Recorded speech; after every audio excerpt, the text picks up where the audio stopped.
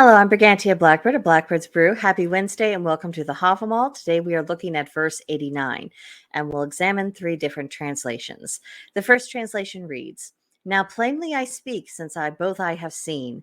Unfaithful is man to maid. We speak them fairest when thoughts are falsest and while the wisest of hearts." Olive Bray.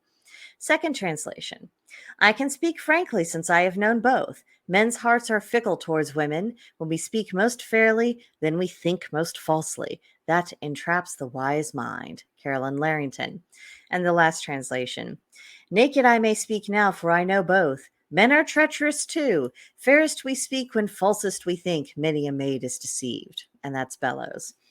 So this week, Odin is taking a whack at men and plainly stating that men are fully capable of being inconstant and will make the effort to tell women what they want to hear if they experience desire and they think that will get them what they want.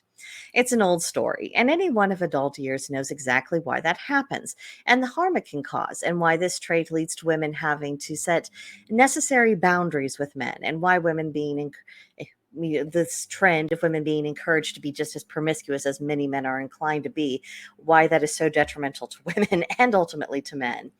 Like last week's verse, we're looking at another vicious cycle that makes men and women enemies to each other rather than harmonious partners. The solution, once again, lies in making a distinction between someone of good character and bad character and understanding the fundamental differences between masculine and feminine nature.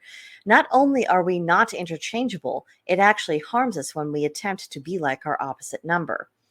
The verse describes idle sexual desire and taking the opportunity for gratification without the other person involved mattering in the slightest. It's very cold, and I find indiscriminate sexual indulgence to be profoundly immature. However, it can't be denied that there is a tendency in men to be less emotionally involved in sexual intimacy. Partly this can be explained by the role that men play in reproduction. If we have a tribe of people who had their numbers diminished by sickness or because of war, the way they often recovered their numbers was through the surviving men impregnating as many women as possible. The tribe would survive, and the practice was a matter of practicality. Now, it's one thing when such things take place in extreme circumstances, but it is quite another to make it a deliberate lifestyle choice that potential partners just have to put up with. It's cruel, it's childish, and it's irresponsible.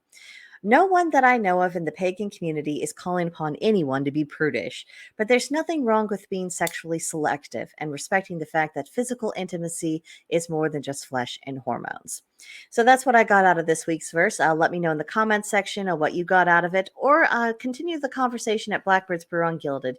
Link in the description box below. Be happy to have you there and have a more fleshed out conversation. But I think that'll do it for now, and I'll see you guys next time. Bye.